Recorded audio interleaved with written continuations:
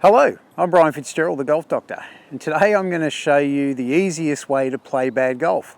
Now I know some of you are going to be thinking, gee, I've got that locked up, and I agree with you, you probably have. And the purpose of this video is I gave a lesson to a client this morning whose name was Rob, and Rob's been playing golf for many years, and currently over the last 18 months he's been getting worse and worse and worse. He used to have a single figure handicap. As of this morning, it's out to 15. So this is really a detail of the lesson that I gave Rob. Now, this is not just a specific video for Rob. This is a video that I could put a lot of names to. It's a very, very common thing. So that's the purpose of this video. We'll get into it. So Rob has played golf for a long time, plays off single figures for most of it, but over the last 18 months, he's been getting progressively worse. So much so that he's now out to a 15 handicap and is really frustrated. So about 12 months ago, Rob bought a new set of clubs, nice set of Mizunos, and they were fitted to him, and he did start playing a little bit better. But after a couple of months, the slide started again. So the biggest mistake that Rob and most people make is they self-diagnose. Instead of just booking an appointment with a golf professional, finding out what the reason is for your bad golf, they search YouTube. And I know I've got a YouTube channel, I'm one of the worst offenders, I produce content out there. But as I've said before in another video, I'm not trying to hurt anyone in any of my videos, but I don't specifically have people in mind when I make it. So I have a target group of people in mind when I make a video, but it may not be specific to the person that is watching the video. So Rob self-diagnosed. So this morning when he came in for the lesson, I just had a chat to him and said, what's been going on? And he said to me, well, I think I'm casting. I'm coming over the top. I've been trying to create lag. I've been hitting it a long way right. So recently I started strengthening my grip. So by strengthening the grip, we're talking about getting the right hand underneath a little bit. So I said, okay, let me see you hit a couple of shots. So Rob hit a couple of shots, and first thing I noticed is his hand was right underneath. He had his thumb up here somewhere. So he was in a position where if he actually did use his hands correctly and release the club, his club face is so closed that he had to hit it left, or at best pull it.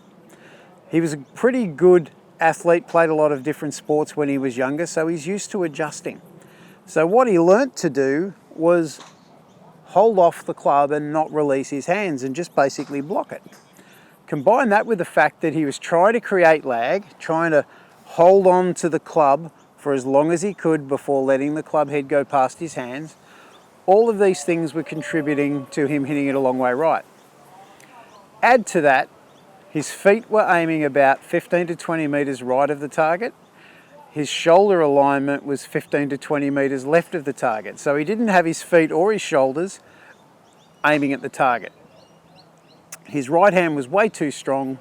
He had this thought, I've got to create lag in my golf swing. Is it any wonder he was having some difficulty in trying to hit the ball decently? So the first thing I did with Rob is I showed him how to grip the club correctly. And I showed him how to weaken the grip to get to the neutral position. So he had this really strong grip, and I just showed him the right way of gripping the club, getting his hands in a neutral position. I'll put a link at the top of the page there to a video that I've made on how to grip the club correctly. So after getting the right grip, I didn't change anything else. I just said to Rob, let me see you hit a shot. And he said, this feels really uncomfortable. I feel like I'm going to shank it, or I'm going to hit it a long way right. I said, that's okay. Whatever happens is going to happen. So if you hit a bad shot, blame me, it's not you. So he set up, still with his bad setup, nothing else changed, we only changed the grip, and all of a sudden he hit one with a slight draw. And the look on his face was amazing. He thought, you could just see, that felt really, really good. I know he felt really uncomfortable standing over the shot because that grip felt horrific and weak for him. But it made an instant difference. The ball flight was higher, it came out of the middle of the golf club, Little soft draw, which he used to hit when he was playing really well instead of these really weak cuts and slices. So that made an instant difference. So we hit a couple more and all of a sudden the ball was coming out of the club face. I then got an alignment stick and I put the alignment stick down on the ground, aiming just left of the target that we were trying to hit. So without me telling him anything, I just put the alignment stick down. He naturally got his feet in line with the alignment stick. He squared his shoulders up a little bit more. They were still very slightly open, but the interesting thing was the ball position changed. Now he had his feet in the right position. The ball position came back a little bit towards centre, not as far forward as it's been. And then he hit another shot, which was a draw. And all of a sudden he's hitting shot after shot. None of them are going right of the target. And they're all coming out of the middle of the club. He was hitting it his old distance, which he was really happy about. So really, what have I changed? I haven't changed his golf swing. We didn't try and work on anti-lag measures or anything else. All I did is change his grip and his alignment with his feet.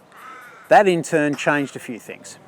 So he said, what about the driver? So I got the driver out, teed it up, let him hit it, and he hit the first shot, and it was probably a 20, 25 yard fade. And I said, how does that rank with what you've been doing? He said, oh, much better than what I've been doing. I said, okay, interesting. So I said, that's good, hit another one. So when he took his setup, I grabbed his head cover and I put it just to the right of the target line. And I said to him, Rob, hit this drive, and if you can make the ball finish left of the head cover, that's good. But if you make the ball go right of the head cover, you owe me $20. And he looked at me and I said, yeah, I want to make extra cash on the side. And I know that Rob has played a lot of sport, so this was perfect for Rob to do this type of drill. So if you haven't got a lot of sporting nous and natural sporting ability, it's a bit more difficult, but with Rob I knew he could do it.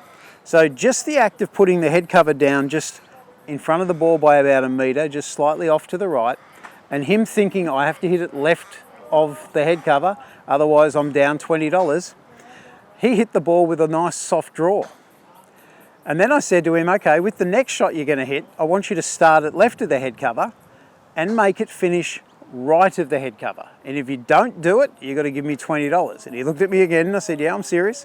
So he then put the ball down, took his alignment, parallel to that flag, to the alignment stick again, and he hit the ball starting left of the head cover, and it just curved ever so slightly to the right. It was probably less than 10 yards. And he was trying to hit a fade. And it was just a beautiful shot. And then I gave him another ball and said, okay, no more bets. Let's see if you can hit this one between the last two balls. So he'd hit a little draw, he'd hit a little fade. I didn't use the word straight, but I just said hit it between the last two shots. And he hit the most gentle fade. So all of a sudden he had control over the club face, but I didn't tell him to. So I said to him, what was it you did to make the ball go left and to the right and reasonably straight? He said, all I did is I felt where the club face was. I knew if I had to hit it left, the club face had to point a little left at impact. If I had to hit it right, I knew the club face had to hit a little bit right at impact. So I said, when was the last time you started thinking about the club face? He said, oh, a couple of years ago. How long have you been playing bad golf? Oh, a couple of years ago. So there's a bit of logic there. So I just made him aware of the club face. Unfortunately for Rob, he's been thinking about the grip end or the handle of the golf club. And because he's trying to create lag, he's bringing that club head through, he's bringing the butt of the club down through, and he's got no awareness at all of where the club face was. As soon as I made him aware, and I didn't tell him what to do other than make sure it goes left. If it doesn't, you owe me $20. So he suddenly became aware of that club face. His right hand took over and he started releasing the club. By releasing the club, he gained distance, but he gained a lot more control. So he hit shot after shot, and it was a really good result of a lesson. So the main purpose of this video is stop trying to diagnose yourself, because in you diagnosing yourself, you may get it right, but you may not. And Rob is now kicking himself because he said, I should have come to you 6 months ago, maybe even 12 months ago, to try and sort this out. I've been watching your videos. He said, they're really good, but I haven't, as good as I think my videos are, I can't see Rob when I make a video. I can't see him swing. I haven't seen him for ages. So don't diagnose yourself. Get a golf professional to watch what you're doing Make sure we get the fundamentals right. And you think of when I was at the coaching summit in September, Cole Swatton, coach of Jason Day, said all he works on with Jason Day is grip, stance, posture, ball position and alignment. Adam Scott's father, Phil Scott, said all Adam works on is grip, stance, posture, ball position and alignment. They're not working on different swing techniques and all complicated things. They're just making sure that everything is matching up to allow them to hit the shot they want to hit. And that's really what I want you all to do. So if you really want to play the best golf of your life, not the worst golf of your life, stop diagnosing yourself. Start thinking about getting the fundamentals checked: grip, stance, posture, ball position, and alignment. And by alignment, we mean feet alignment and shoulder alignment. People always worry too much about the feet. They're not thinking about their shoulder alignment. We need both shoulders and feet. We want to get the club face aligned to the direction we want to hit it. So all of these are fundamental moves. Very, very important that we do it. If you want to lower your score, click on one of my Lower Your Golf Score playlists. I'll put a link up the top of the page there for you to do that. Thank you for letting me help you with your golf. I'm Brian Fitzgerald, the Golf Doctor, and I look forward to seeing you in my next video.